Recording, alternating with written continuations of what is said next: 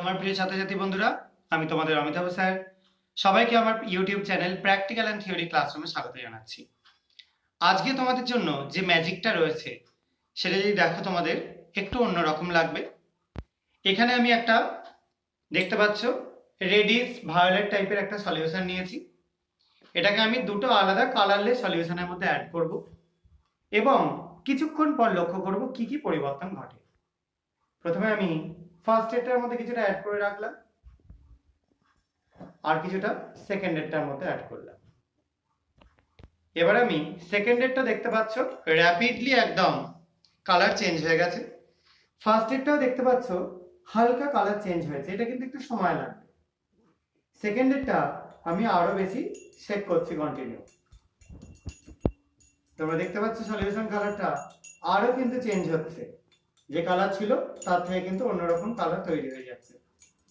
দেখো কালারটা আস্তে আস্তে কি হয়ে গেল, ইয়েলো কালারে কনভার্ট হয়ে গেল।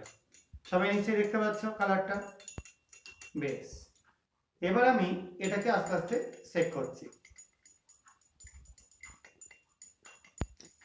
আবারও বলছি, এটা কিন্তু সময় লাগবে এবং আমরা এই যে সেট করতে করতে এখানে কি করলাম সেটা একটু আলোচনা করে নিচ্ছি। আমরা এখানে যে সলিউশনটা নিয়েছিলাম সেটা হচ্ছে KMnO4, অর্থাৎ পটাশিয়াম পারম্যাঙ্গানেটের, যেখানে Mn বা ম্যাঙ্গানিজটা নিজে ছিল +7 স্টেটে।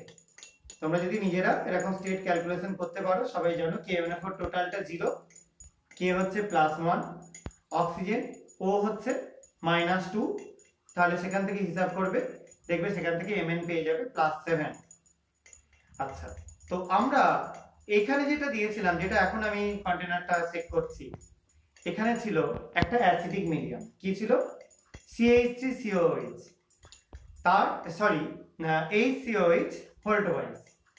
এই যে জিনিসটা ছিল বুঝতেই পারছো, অক্সালিক অ্যাসিড এবং তার মধ্যে ছিল সালফিউরিক অ্যাসিড। মিডিয়ামটা পুরো অ্যাসিডিক মিডিয়াম, ঠিক আছে।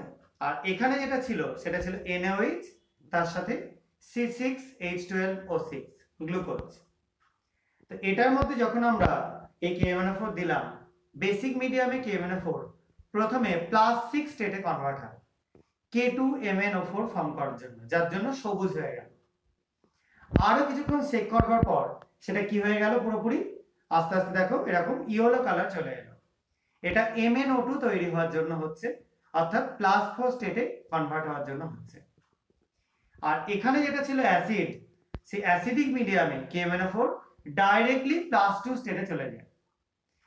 তাহলে বেসিক মিডিয়ামে কি হয়, প্রথমে +6 তারপরে +4, আর এটাই হয়ে যায় ডাইরেক্টলি +2।